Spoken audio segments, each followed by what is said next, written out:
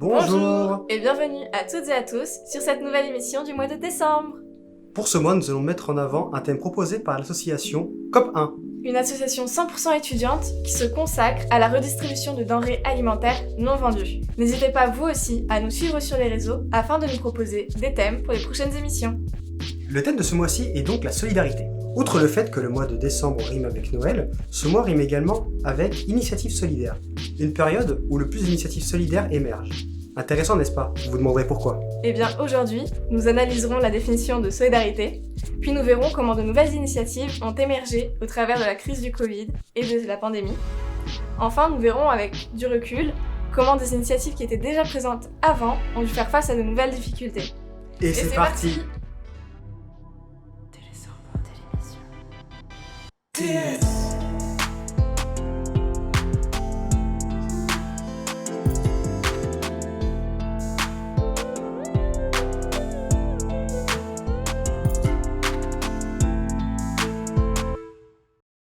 Pour cette première rubrique, nos super reporters se concentrent sur la définition de solidarité et l'utilisation de ce terme par le corps politique. Ils analyseront les différents types de politiques mises en place par le gouvernement et se poseront la question de l'instrumentalisation du terme politique.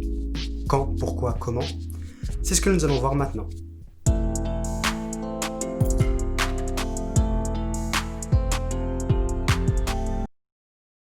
La solidarité. Toutes les personnalités politiques se sont emparées de ce terme. Notre solidarité, notre confiance. Mais qu'entendent-ils exactement par solidarité?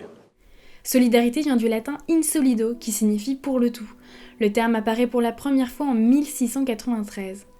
D'un point de vue juridique, solidarité désigne une transaction financière entre un débiteur et un créancier selon le Code civil de 1804. Bergson définit la solidarité comme une dépendance mutuelle entre les êtres humains, existant à l'état naturel et due aux besoins qu'ils ont les uns des autres. Son idée implique l'existence d'une multitude de solidarités. Toutes seraient dépendantes du même principe de responsabilité morale. Aussi, on peut se demander à quelle solidarité le corps politique fait référence lorsqu'il emploie ce terme polysémique. Entre instrumentalisation politique et politique de solidarité, nous sommes allés enquêter sur l'utilisation du concept de solidarité par le corps politique. Dans un État-providence comme la France, la solidarité est un champ d'action majeur géré par le ministère des Solidarités et de la Santé. Et ça commence par l'étude de la santé solidaire à travers la sécurité sociale, symbole de la solidarité par excellence. Depuis le 1er novembre 2019, la complémentaire santé solidaire est effective. C'est une mutuelle qui ne coûte rien, ou au maximum 1 € par jour, pour aider les personnes ayant de faibles revenus à se soigner. Le but de la réforme est d'obtenir un dispositif plus large et plus protecteur en simplifiant la démarche administrative. En France, un Français sur 20 n'a pas de complémentaire santé selon le ministère des Solidarités. Et 50% d'entre eux n'ont jamais fait la demande par manque d'informations ou à cause de démarches semblant trop complexes. Les mécanismes de solidarité s'orientent aussi dans la lutte contre la pauvreté. En 2017 en France, selon l'INSEE, 8,9 millions de personnes vivaient en dessous du seuil de pauvreté relative. La crise économique à cause de la Covid-19 a accéléré les mesures de lutte contre la pauvreté. Le gouvernement a listé 3 axes prioritaires, les revenus, l'emploi et le logement. Présenté le 3 septembre, France Relance est un projet solidaire sur 2 ans qui consacre notamment 100 millions d'euros pour soutenir des associations engagées dans la lutte contre la pauvreté. La solidarité s'exprime à travers les questions de logement. Le droit au logement est un droit fondamental présent dans le préambule de la Constitution de 1946. Ce droit n'est pas une réalité malheureusement. Le 13 décembre 2000, la loi Solidarité et Renouvellement Urbain impose la construction de logements sociaux sur 20 à 25% du territoire de chaque commune. C'est le 5 mars 2007 que la loi sur le droit au logement opposable entre en application. Chaque citoyen, dans l'incapacité d'accéder à un logement par ses propres moyens, peut désormais exiger auprès des autorités l'application du droit d'accès au logement. Les politiques de solidarité ne suffisent pas pour mettre fin à la précarité. Cependant, le gouvernement ne cesse d'appeler à la solidarité lorsque la situation lui échappe, quitte à l'instrumentaliser. Le premier exemple, c'est le coronavirus. Le 22 juillet 2020, le Sénat adopte une loi de solidarité pour le personnel soignant. Tous les salariés peuvent donner leur RTT ou leur congé payé sous la forme de chèques vacances destinés aux soignants. Cet appel à la solidarité montre l'incapacité du gouvernement à réformer le système de santé. Il demande à la population de pallier à ses propres manques. Le délit de solidarité est un second exemple. Ce n'est pas un terme juridique, c'est un terme utilisé pour la première fois en 1995. Il dénonce la peur des activistes d'être emprisonnés en venant en aide à des migrants. Aujourd'hui, selon l'article L622-1 du Code de l'entrée et du séjour des étrangers et du droit d'asile, toute personne qui aura, par aide directe ou indirecte, facilité ou tenter de faciliter l'entrée, la circulation ou le séjour irrégulier d'un étranger en France, sera punie d'un emprisonnement de 5 ans et d'une amende de 30 000 €. Cédric Herrou est un des exemples de cette absurdité. Il est poursuivi pendant près de 4 ans pour avoir hébergé et aidé des migrants à obtenir le droit d'asile.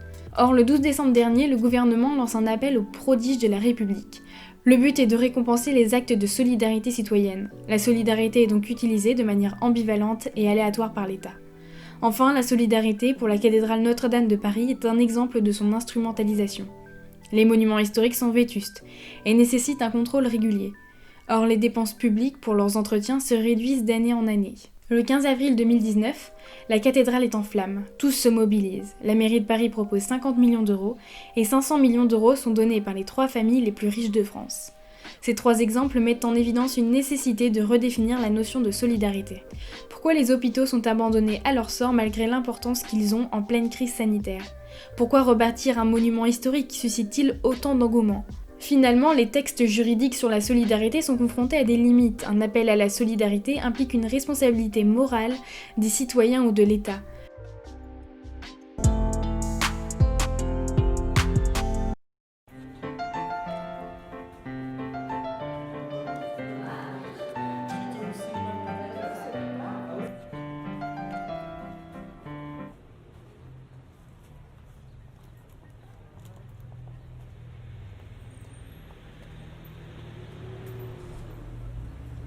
Putain, elle m'a laissé en vue. Elle est solidaire en fait. Non, ça c'est un vin pour le coup. Cette année a été riche en crises. De nombreuses familles ont été séparées et nombreux sont celles et ceux qui se sont sentis seuls. Afin de limiter au maximum les dégâts liés au lien social, de nombreuses initiatives ont été mises en place. C'est de cela que vont nous parler nos téléreporters dans cette rubrique.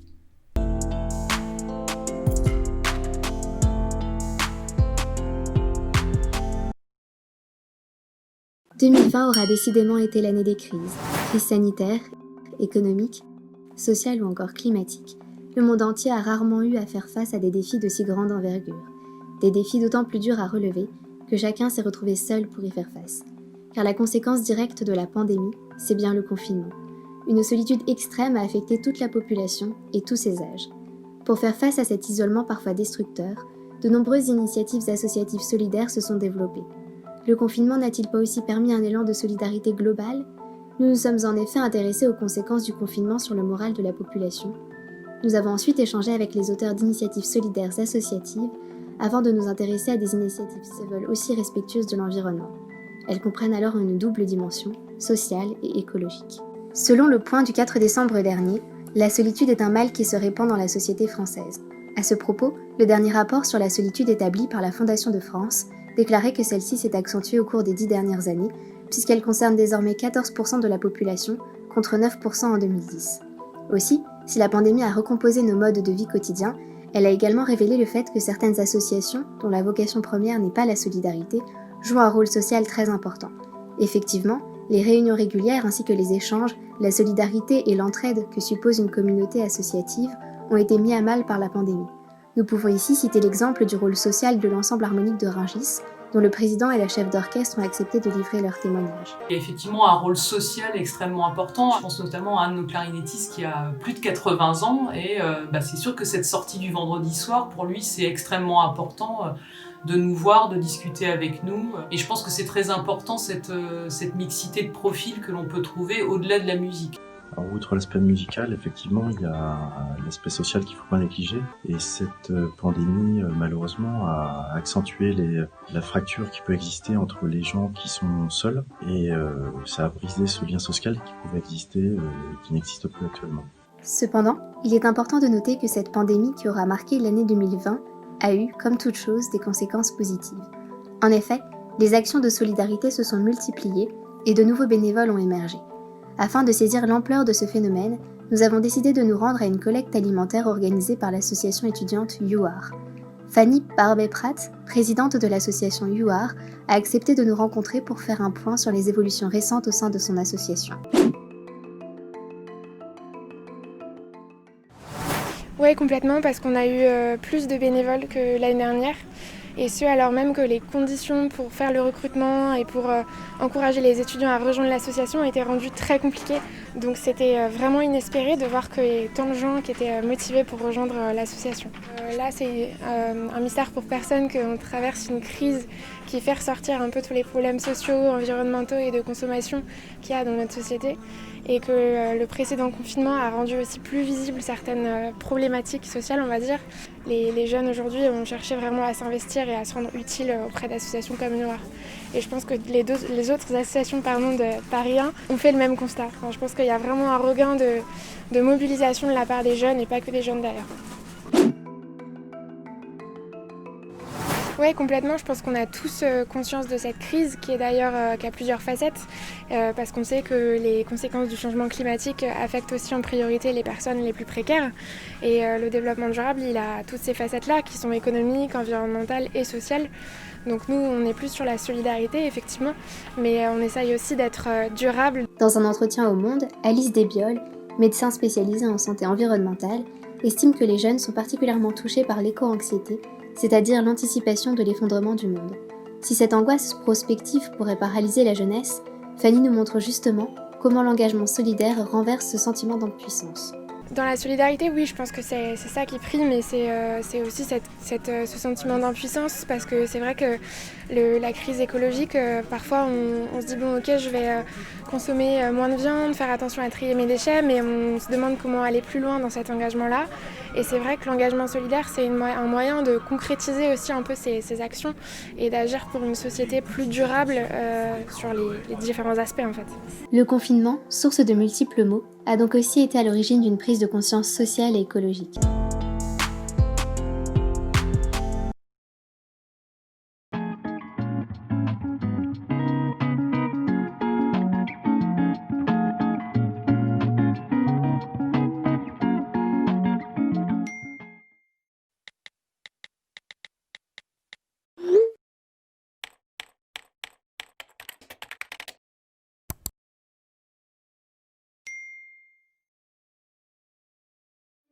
Ne faites pas pareil, aidez vos camarades en galère.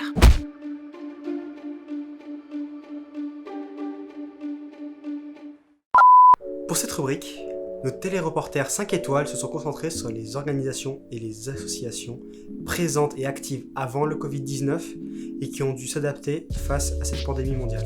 Ce reportage se focalise principalement sur les associations de lutte contre le sida.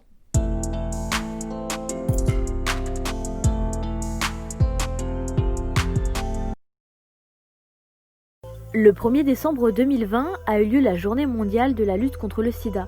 Cette journée est pour nous l'occasion de faire un état des lieux de la lutte contre cette maladie qui doit aujourd'hui faire face aux difficultés posées par la pandémie de la Covid-19. Retour sur l'histoire du sida qui n'a pas toujours rimé avec solidarité.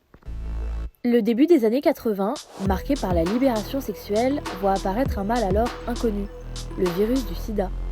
Les premiers cas ont été détectés en 1981 aux États-Unis, d'abord chez des homosexuels, avant de s'étendre au reste de la population.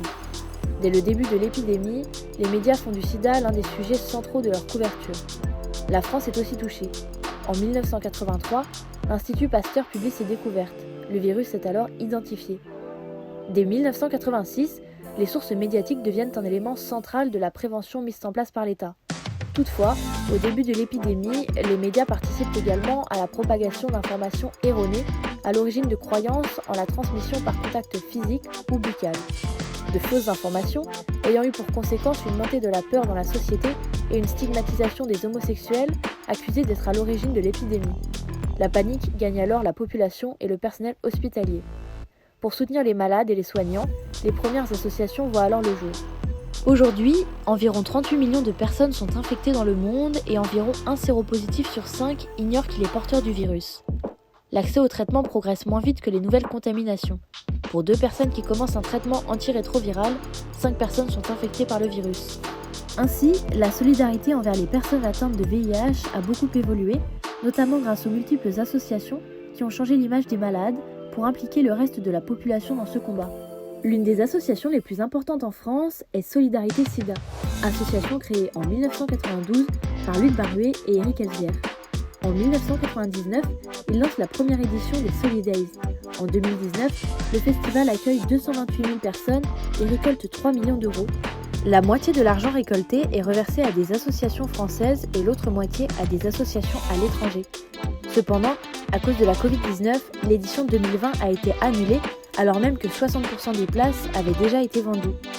L'organisme a donc proposé différentes solutions de dons ou de remboursement. Pour les gens qui ont déjà un billet, vous pouvez carrément vous faire rembourser votre billet, vous pouvez ne pas vous faire rembourser et via ce non-remboursement, vous pouvez faire une sorte d'acte militant. L'association ARCAT, créée en 1985, est l'une des associations historiques dans la lutte contre le sida et agit majoritairement auprès de publics en situation de précarité et avec un très fort isolement social. Elle fait partie de SOS Sida et se démarque en maintenant des événements de collecte, même pendant le confinement. Du coup, je suis bénévole à l'association ARCAT, donc c'est une des branches de SOS Solidarité. Et ça organise du coup des ventes occasionnellement. Je pense que c'en est vraiment une bonne alternative. Donc du coup, ça fait vivre l'association et ça permet quand même de faire récolter des fonds. De la dernière braderie, ils ont mis en place une billetterie en ligne, ce qui a permis de réguler les flux dans le magasin et donc de limiter les contacts. Ce sont plutôt des quinquagénaires et plutôt des gens plutôt aisés. C'est vrai que les jeunes ne sont pas forcément bien au courant de ces ventes-là, ce qui est dommage parce que les prix sont quand même pas mal accessibles, pas mal bradés. Je trouve qu'elle est quand même de moins en moins médiatisée et surtout en ce moment avec le Covid qui prend beaucoup de place, donc du coup on en parle de moins en moins, on est de moins en moins sensibilisés. Il suffit d'aller à un événement, de proposer ses services en tant que bénévole ou bien avec la crise sanitaire d'aller sur le site et de s'inscrire. C'est au même prix que les secondes mains, voire moins cher. Et ça permet d'avoir des marques de luxe ou de créateurs à moindre prix, d'où le nom Les créateurs ont du cœur. Aujourd'hui, 30 ans après sa découverte par les chercheurs, le sida est presque devenu comme un bruit de fond auquel on se serait habitué avec les avancées médicales de ces dernières années. Les associations continuent de se battre pour lutter contre la maladie, mais la crise sanitaire liée à la Covid-19 a sérieusement ralenti les recherches et les dépistages. À l'heure où la lutte contre le VIH n'est plus la priorité des Français, il est plus que jamais nécessaire de se rappeler l'importance de rester solidaire face à cette maladie qui continue, encore et toujours, de faire des ravages. Merci à tous d'avoir regardé cette émission. N'hésitez pas à rebondir dans les commentaires pour nous donner vos avis, ainsi que de nouvelles idées pour les prochaines émissions.